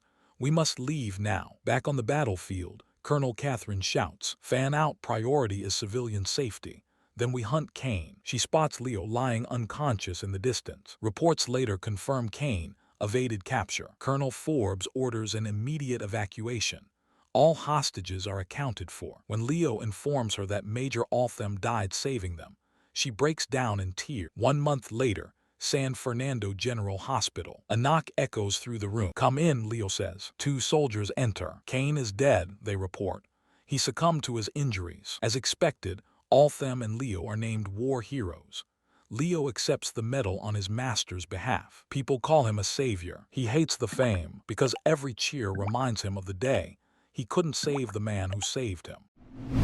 Public Disclosure File. Subject: Talent Transfer and Kimio Origins. Talents are rare birth defects that manifest in human infants. When a talent emerges, the child is no longer classified as human and is instead designated a Kimio. There are 3 known methods by which a human may become a Kimio. Talent transfer. A Kimio with sufficient experience and mastery may mentally pass their latent talent to a chosen human. This process can only occur moments before death and is immediately fatal to the donor. Because of this, it is primarily practiced among the top 150 kimyos to preserve powerful talents within family bloodlines. Talent extraction, an illegal and highly unethical method involving the forced removal of a talent from a kimyo. The process is extremely painful and almost always fatal. This method is believed to have been used by Cain to strip talents from victims and redistribute them among his followers. Object possession, an extremely rare phenomenon in which a talent develops independent consciousness. Instead of manifesting within a human, the talent inhabits an object. The individual who wields this object may access and control its abilities. Before the global ban, I was one of the few humans living among kimyos, especially at my dojo. Master Leo was like a father to me. He took me in after my parents disappeared. When peace was established between kimyos and humans, dojos were finally allowed to enter internationally recognized martial arts competitions, and ours has participated ever since. Watching two kimyos fight is breathtaking. All that power walking our streets like it's ordinary. Today, almost everyone knows or has met a kimyo, but it wasn't always that way. The past, the Battle of Waterloo, 1815. At the time, kimyos were nearly unheard of. A commander shouts, "Tires, fire," for Napoleon. Today we seize Waterloo. Across the battlefield, a soldier rushes to his superior. "Colonel Blucher, the French have reinforcements. They've pushed us into the trenches. Should we retreat, sir?" Another man cuts in, panic rising. "Colonel, you must send for the Reaper. We can't win this as we are." Blucher clenches his jaw. "I've already sent for him, lads. Let's pray he deems this worth his time. Hold the line. Either the Reaper arrives or we fall back." Kimyos were rare for centuries, but wars were still won. A breathless messenger stumbles forward. "Sir, Napoleon has deployed overwhelming reinforcements. Colonel Blucher requests immediate support. We need the Reaper." The opposing commander sighs heavily. "Napoleon, I had hoped he wouldn't force my hand." The narrator interjects quietly. "Not by mortal men. I never wished to send you," the commander says solemnly, "but I have no choice." A calm voice answers, "I am a soldier. I ask for no special treatment. I serve my country, father." Thus, we are introduced to Jack Reaper, the kimyo. "Return alive," the commander orders. "That's not a request. Your country still needs you." The very kimyos mankind once feared, the ones branded as devils because of their power. Jack rides toward the front lines as the narrator continues. "And yet, their hands helped build our nations." A scout hears thunderous hoofbeats too late. He turns just in time to see Jack leap overhead, sunlight framing him like a divine weapon, the army's final gambit. A few kind souls saw kimyos as people, the narration continues, and treated them with dignity. Jack charges forward, determined to end the bloodshed. A sergeant shouts desperately, holding a wounded man down. "All units, heads down, get in the trenches. This is our coup de grace. If you want to live, stay down now." For they were among history's greatest warriors. From Napoleon's ranks, a soldier whispers, "Hein, unsoldat solitaire." A lone soldier. Napoleon watches closely. "Ungars admirable. Vous avances tandis que vos alliés batten en retraite. Dissul sait si vous êtes courageux stupid." An admirable lad. You advance while your allies retreat. God alone knows if you are brave or foolish. Fire. Bullets rain down. Jack's horse is struck. He launches himself free as it collapses beneath him. Kimyos of that era were far stronger than those of today. Jack lands before the army. His eyes glow. His wounds radiate neon purple energy, his talent awakening. "All units, heads down." From his left torso erupts a whip-like appendage, forming a living cord. At its end, a blade shaped like a scythe. He grabs his living weapon. With a roar, Jack swings. The first wave of Napoleon's forces is erased. He pulls the weapon back and strikes again, launching soldiers skyward, never to return. Jack's comrades obey the order, heads down, no matter what. History would later reveal that the battle was not won by numbers, but by three kimyos, fighting in secrecy for the Duke of Wellington. Jack does not relent. He leaps skyward, crashing down like a harbinger of death. Each strike carves massive scars into the earth, splitting formations and spreading terror. Napoleon's men panic, unable even to reload. Fear alone tells them the truth. They are losing. Jack appears behind an enemy commander. A massive blade extends from his abdomen and claims another life. Time buries their names. Dust settles over their deeds. But Jack continues, his sentient whips tearing through the battlefield. Bats en retrait, a French soldier screams. Retires vous, ils ont un démon. Retreat, they have a demon. Napoleon can only stare in silence at the monster his war summoned. With one final swing, Jack ends it. The narrator closes. Time cannot erase the legacy of the great Kimyos who fought beside mankind. They were rare, but many paid for today's peace with their lives. The modern era, the world has since learned to embrace Kimyos. Coexistence demanded effort from every government. Forced segregation collapsed when Kimyos began being born into the very families that once outlawed them. We see S-rank Kimyo, Stewardess F. Harari, Service Kimyo, Rick Edinburgh. Many use their gifts to protect, heal, and inspire. Kimyo Mabrek Brown. They bring color and wonder to the world. As the saying goes, they are God's gift to mankind. They achieve what humans once believed impossible. And as you walk your own path, protect the brother beside you, because his journey led him to yours.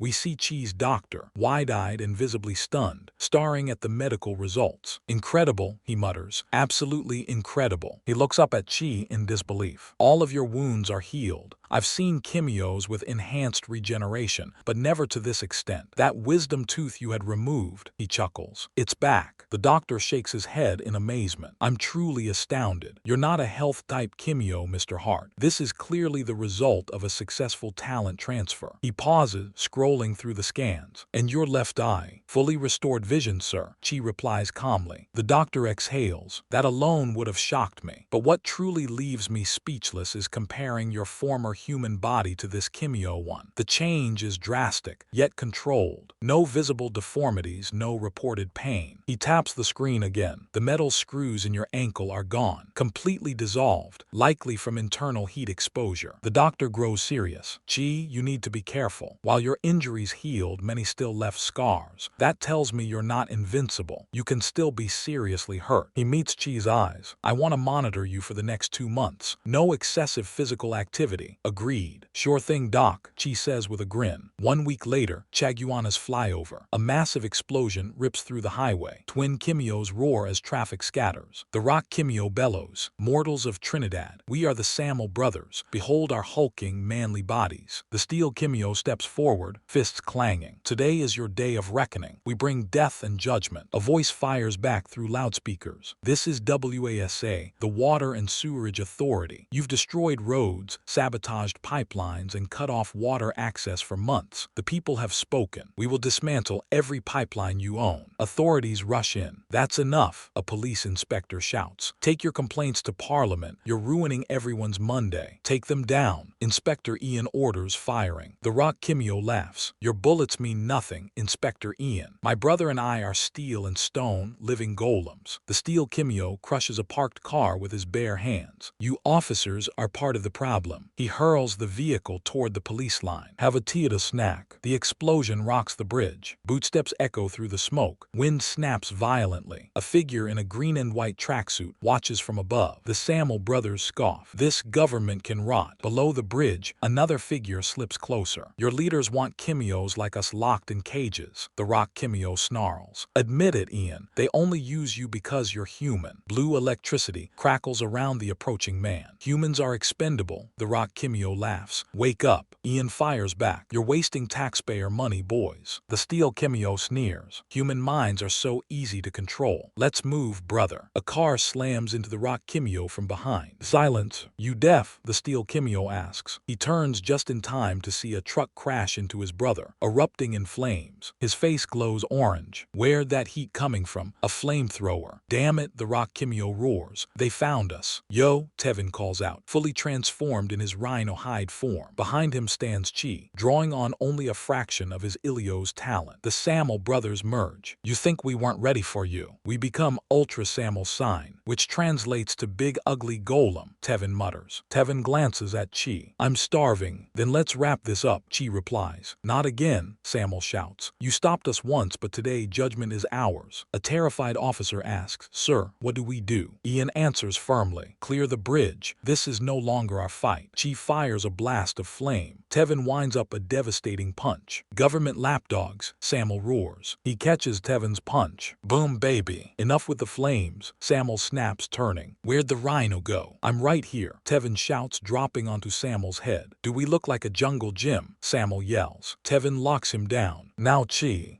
condenses his flames, tight, focused, deadly. Wait, Samuel panics. We were kidding, we can talk this out. Akinito, Chi shouts. A Greek term, javelin. He hurls the blazing spear. It streaks like a shooting star. Impact, explosion. Police radios crackle. Threat neutralized. The brothers lie restrained on the street. Well, Tevin grins. Inspector Ian, looks like you had that under control. So dramatic, Chi mutters. Ian chuckles. Thanks again, boys, we owe you. Private Brandon Gale, Ian's assistant, hesitates. Sir, aren't we supposed to arrest all Kimios on site? Ian raises an eyebrow. What are you talking about, son? I don't see any Kimios not already arrested. Chi and Tevin exchange a knowing smile. Take care of your men, Chi says, waving. And you boys stay safe, Ian replies. We transition to the Hemlock guest mansion. We're back, Tevin announces dramatically. Another crazy-ass day. Thanks for letting us stay, Uncle Hemlock. We meet Elon Hemlock's human. Don't mention it. Welcome home. Any luck finding Rakesh? Chi asks. Louise answers. As I'm followed up on sightings, I'll brief you later. This Kimio ban is slowing things down, but peace is still worth protecting. Chi nods. And the new sensei? Louise smirks. Keeping us sharp. I noticed, Chi says. Saw Anton training. A voice cuts in. How are the regulators holding up, Chi? They keep the fire in check. No civilians hurt yet, so I'd say they work. A cough interrupts. Ahem. Andrea Thomas enters. You two were all over the news again. She smirks. Chi, that javelin was sloppy as hell. That javelin was art, Chi protests. She laughs. It was weak. Imagine if it blew up in your face. Chi sulks quietly. But it didn't. Outside, petals drift across the estate. The only Japanese-style mansion in Trinidad, Andrea reads aloud. This place should be a tourist attraction. Hard pass, Chi smiles. We're literally hiding here. Andrea shrugs. Louise's family is wild. The Hemlock bloodline talent, Ash of the Fathers, passed down to the firstborn by transfer. That's insane. Rich family, Chi laughs. Andrea watches him closely. You're thinking about her again, aren't you? Chi forces a smile. Later that evening, West Coast Orphanage. Chi approaches in a hoodie. Chi, the receptionist, gasps. Hey, Miss Farmer, he smiles. Careful, arrest on site rules. She laughs. It's been 6 months. She asks about you every day. Chi climbs the stairs slowly. He knocks softly. Hey, it's me. I know I should have called. The door flies open. A little girl leaps into his arms. Brother, I'm here now, Chi whispers. I'm not going anywhere. Chi sits on the edge of his sister's bed, a book resting in his left hand. Wow, he says, smiling. I knew you were smarter than me, but these grades are insane. His sister shrugs. The classes are too slow. Would you be shocked if I told you I'm top of my class? Chi smirks. Oh, is that confidence I hear, young lady? So, if you place first in exams, what exactly am I required to grant you this time? She grins. Take me to see Uncle Tevin and the others. We are formally introduced to Yukiko Hart, known as Kiki, a human. A bright smile lights her face, a faint scar crossing her cheek without dulling her charm. She stands laughing. Deal, anything for you, Yukiko. She folds her arms, half embarrassed, half annoyed. I'm still mad you didn't visit, stupid Chi. Her voice softens. I know your fighting money pays for me to stay here, but I hate seeing your scars. Chi kneels in front of her. I hope you forgive me soon. I have to go now. Brush your teeth, okay? I paid your rent for the next 2 months. She hugs him tightly. Whatever, Chi Bear. You'd better visit more. Chi laughs. Okay, Kiko. Guest mansion of Elon Hemlock. Open training field. Andrea, dressed in sports gear, claps her hands sharply. All right, boys, listen up. Today's the day you've been waiting for. Show and tell. A massive red bag rests beside her. Impress me. Show me what you've learned. I've exposed your weaknesses. Overcoming them is the only way forward. She grins. If any of you manage to move me even an inch, I'll tell you what my talent is and what's inside this bag. Her smile widens. And trust me, I'm not easy to impress. After all, I'm the granddaughter of Leo Thomas. She scans the group. Wolf cubs of Ember Gyms. Prove you're not average Kimios. Andrea points. Tevin, you're up. Show me that upgraded rhino hide. Anton shouts. You got this, Stone Man. Hide forge rhino hide. Tevin roars. Blue electricity crackles as his body transforms. Andrea nods. I'll admit admit it, I didn't know hides could be upgraded. You fixed the impact damage flaw, but you can do more. She tilts her head. What other hides can you forge? Tevin explained, steady but serious. I have 3, Rhino, Lion, and Blacksmith. Rhino burns oxygen as fuel, limitless but weaker. That's my default. Lion is pure power, almost no defense. It runs on stamina, 20 seconds max. Blacksmith combines hides and burns my blood. Last time I tried it, my heart stopped. He clenches his fist. But I'm done being afraid. I'll prove I'm the tank of this team. The air twists, wind spirals upward. Andrea's eyebrow lifts. Oh, lion hide. The pressure alone feels suffocating, like a massive lion has manifested before them. Andrea stares. Incredible. Tevin immediately powers down, wobbling. I can't. He lets out an accidental fart. Silence. Andrea winces. Did he just? Next. She points. Chi, impress me. You got this, the dojo shouts. She nods calmly. No problem, madam. Akihito. Andrea snaps her fingers. Targets deployed. Tracks beneath your feet. Hold your ground. Stone dummies rise. Chi equips his mask, igniting his fire spear and wielding it like a blade, slicing cleanly through the dummies. Andrea narrates as she watches. Through training, you've refined Akihito, a condensed ranged attack. Chi spins, fire swirling tightly around him. You've adapted it for close combat, Andrea continues. By wielding it in a Naginata style, you now possess a true spear weapon. Andrea, with an impressed expression, states, this is the successor of Ilio's.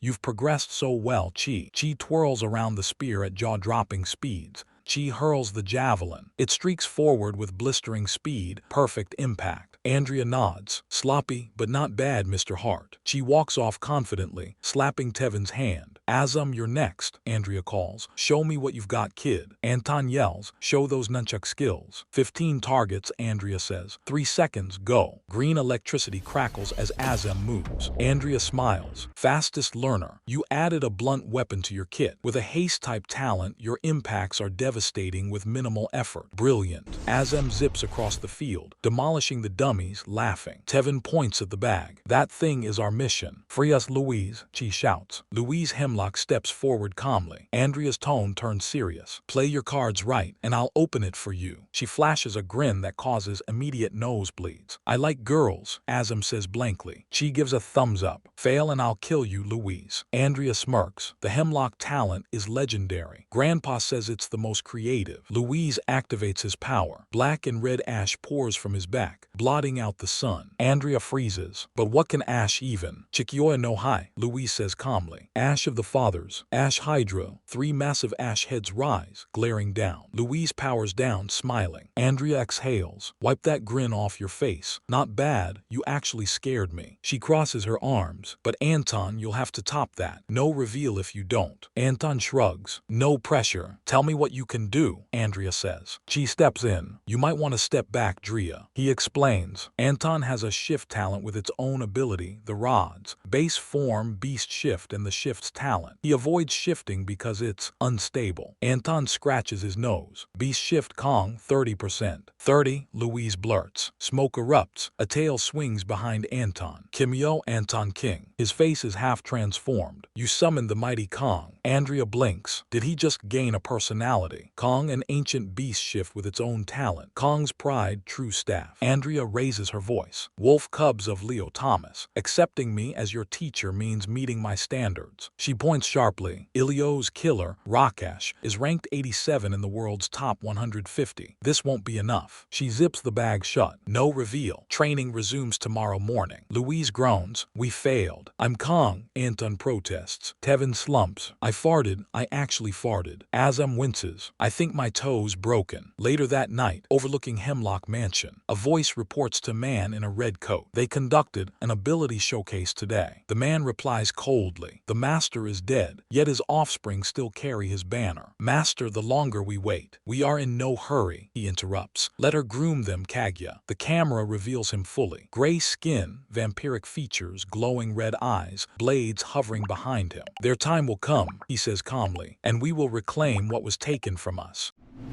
At an abandoned junkyard, a violent sneeze echoes through the air, followed by a massive explosion. A figure crashes through the smoke and debris, skidding across twisted metal. It's Clade, a half-cyborg man, badly damaged and sparking as he snarls at his enemies. Heh, this wasn't part of the plan, huh guys? A gust of wind cuts through the smoke as two figures descend. One is a winged cyborg Kimyo, her metallic feathers humming with energy. Her name is Eva. Beside her stands a man with a cloudy dome-like head, Dom, a gun already raised. I didn't sign up for this nonsense, Clade, Eva snaps. A grin forms within the smoke. Eva squints. And why the hell is he naked? Put some clothes on, you perv with a glass eye. The man steps forward laughing. It's Rakesh Rampersad. You actually survived, Rakesh says, eyes gleaming. Are those robot parts? Oh my, I'm enjoying this. He stretches his arms wide, breathing in deeply. I've been cooped up in this hideout way too long. I almost forgot how good this feels. His smile twists into something feral. Forgive me, I haven't let my animal instincts loose in months. The cyborg assassins tense. Rakesh tilts his head, studying them. Seriously, what were you thinking? You don't walk into a pit bull's home and expect mercy. He gestures around the junkyard. This place has been abandoned for years. You didn't find me by luck. Someone sent you. His grin widens. I hope they warned you about my talent. Allow me to introduce you to Anu Ankh. Observers above. High above the battlefield, two figures watch silently. The man in the green mask speaks first. Perhaps we should have sent more Titans, Master. His superior responds calmly. No, Kaguya. I never expected them to win. This is merely a field test. A pause. Who better than the Egyptian Kimyo himself? You arrogant clown, Eva shouts. I'll carve that grin off your face. No, don't rush in. Clade yells, but it's too late. Eva unleashes a sonic scream, the air warping toward Rakesh. He laughs, a banshee talent, beautiful. A neon blue whip lashes out, slicing clean through Eva's left arm and wing. She screams as Rakesh grabs her remaining wing, yanking her from the sky and slamming her into the ground. An oversized pigeon, he sneers. And you trespassed in my home. Wait please, Eva begs. Rakesh's eyes darken. No, mercy is beneath me. He raises his foot to crush her skull. Rakesh turns intrigued. So, do you bleed? Dom charges, swinging a massive metal hammer. You killed Eva. Rakesh vaults clean over the strike. You won't escape that easily, Dom growls, activating forced magnetic attraction. Rakesh is dragged toward him. Die. At the last second, Rakesh twists, landing lightly before leaping again, dodging a sweeping blow. From above, he scoffs. What a shame. A bounty hunter team wiped out this fast tin head. Dom raises his gun. You narcissistic prick. He fires. Rakesh dodges effortlessly. That prick already killed you. What? Dom mutters. His limbs suddenly tear away from his body. Rakesh taps Dom's torso. Anu Ankh impulse. Egyptian cross energy floods Dom's body, shutting him down instantly. Rakesh exhales. Just as I thought. Not fully Kimyo, not fully machine. Aftermath. Boots crunch against scrap metal. Yo boss, we're here, says Jonali, dressed in military gear. But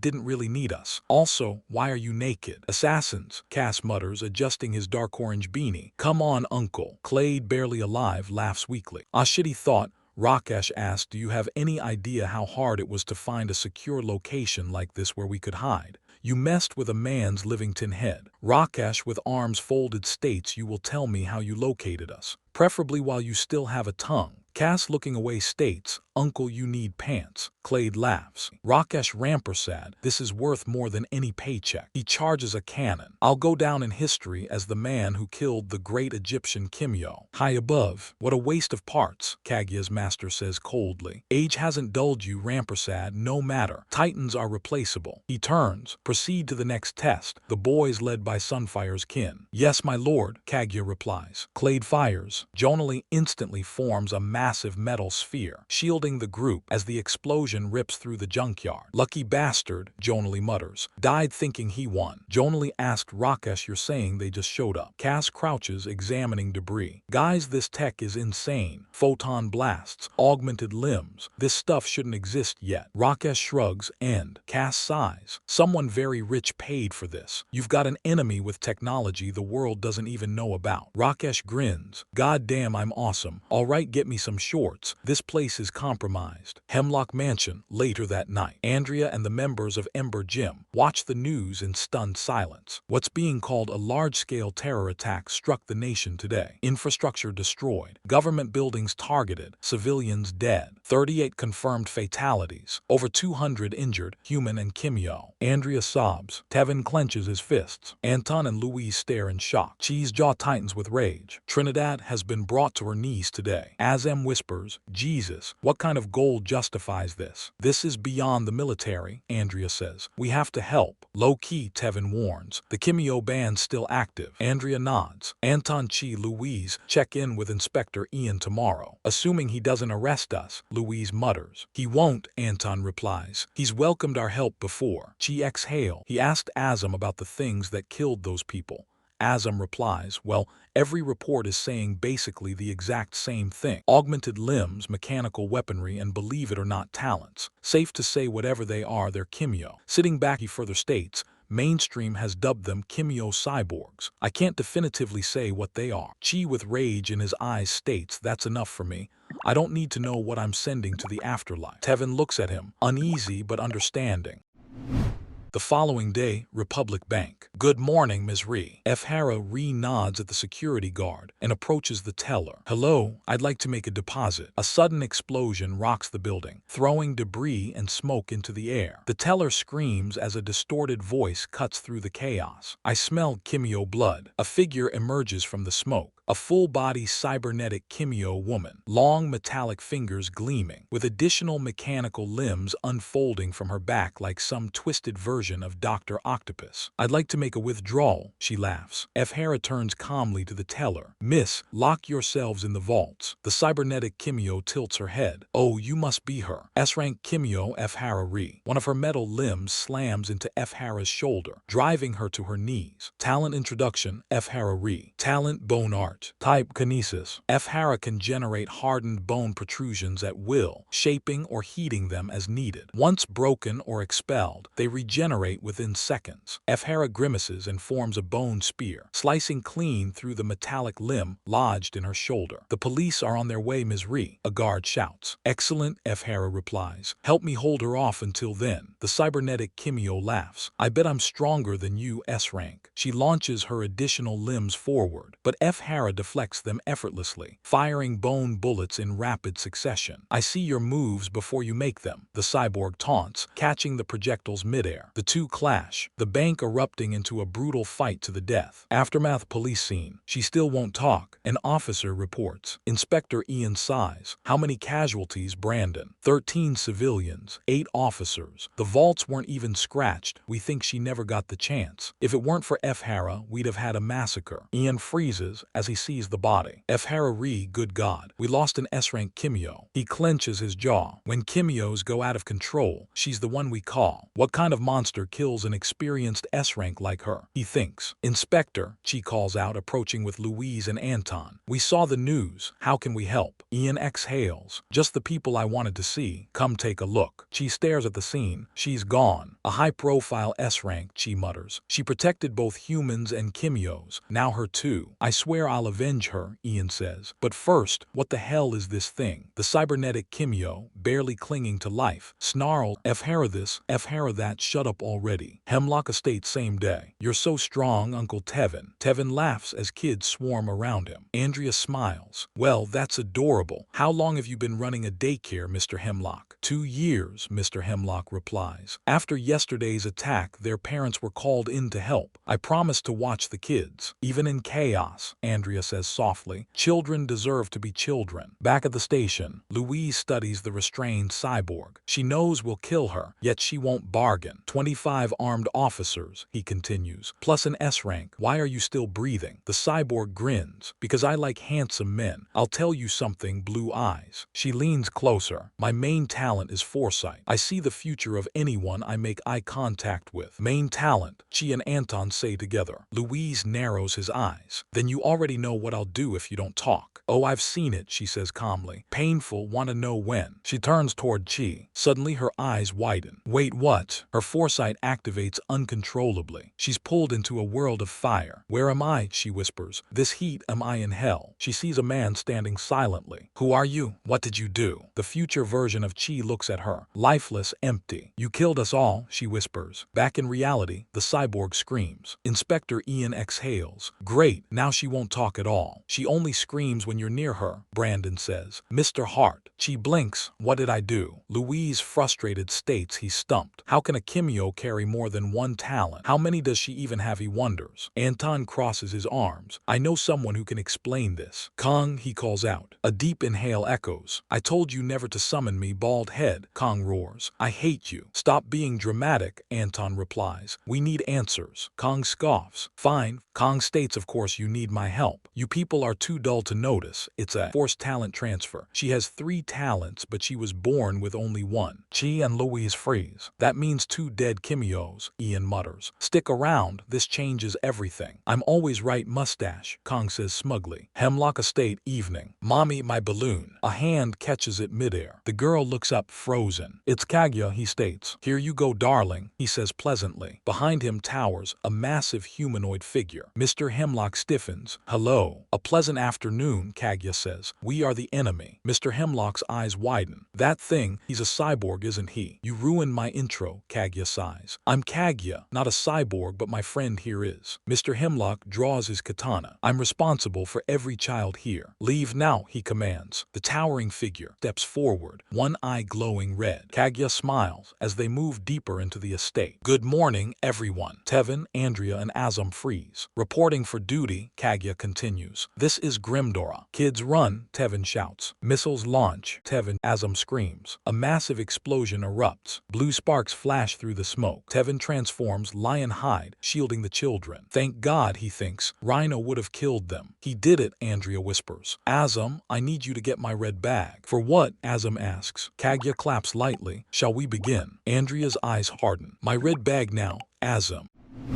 We see Kaguya perched atop a red torii gate, lounging casually as he looks down at the battlefield. You've got this, he says to Grimdora, or Grimmy, as he mockingly calls him. Show them what Titans can really do. Grimdora responds by grabbing his robe with his massive robotic arm and flinging it skyward. The fabric vanishes into the wind, revealing General Grimdora in full view. His talents remain unknown. Azam doesn't hesitate, activating his talent mode instantly. Damn it, a cyborg here and now. From above, Andrea descends like a missile, delivering a lethal dropkick straight toward Grimdora's head. He blocks it effortlessly with his cannon-like arm. You're strong, Grimdora says. Andrea scowls. No, Grimdora corrects himself, tilting his head. You're very strong. Inspector Ian, Command Center. All right, team, Inspector Ian says. We're searching blind. Show me what you've got. A man with glasses steps forward. Eyewitnesses report the cyborg attackers referring to themselves as Titans. A woman adds, every attack occurred at exact 7-minute intervals, sir. If they wanted to prove organization, they succeeded. How many have we captured? He asks. Any of them talking? None, another officer replies. They hit locations so far apart that we had to stretch resources thin. A short-haired woman approaches. Inspector, bank witness statements are in. Let's hear them. She flips through the pages. This wasn't a robbery. The female Titan bypassed everyone and went straight for F. Harari. Everyone else who died was collateral. She steps forward. I spoke to bank employees. The vault was emptied yesterday. They were only accepting deposits today. New funds were due to arrive later. Louise exhales sharply. Then why target an empty bank? He answers his own question. Because money wasn't the goal. He finishes the thought. F. Harari was. Hemlock Estate battlefield. Azam blurs across the field, exploiting his raw speed to keep Grimdora off balance, while Andrea presses in with devastating punches. Grimdora keeps repeating, very strong, like a muscly-bound machine with no filter. Andrea clenches her teeth. What is this guy? Grimdora's cannon arm begins to shift, reshaping into a massive cybernetic whip that slams into the ground, pulverizing everything nearby. Move, Tevin shouts. Grimdora grins. I also very strong. Azam and Andrea dodge just in time. I need my bag now, Andrea shouts. Azam nods, weaving through the wild whip strikes. On it, Sensei. Back at HQ.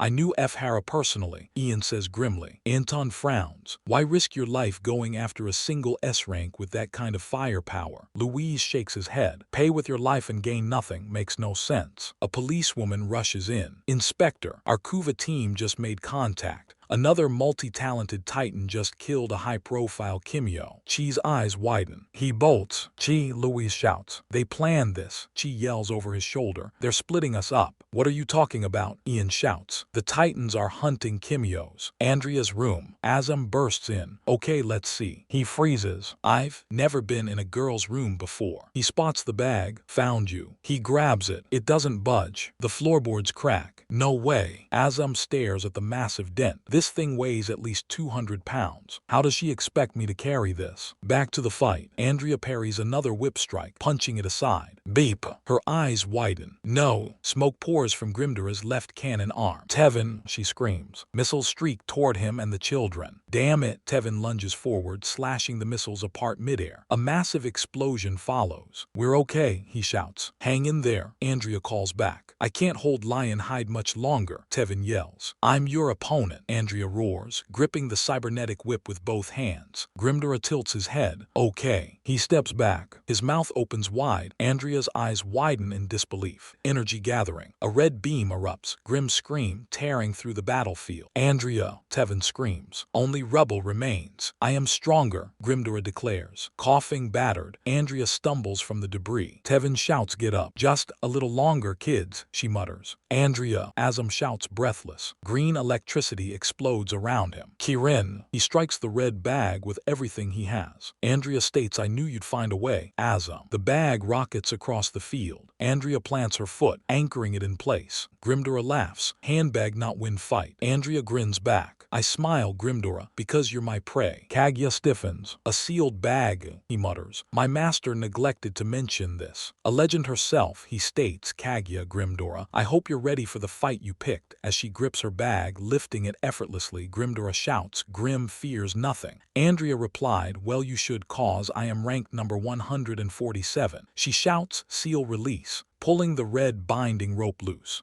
Please remember to like and subscribe to motivate us to get more chapters out.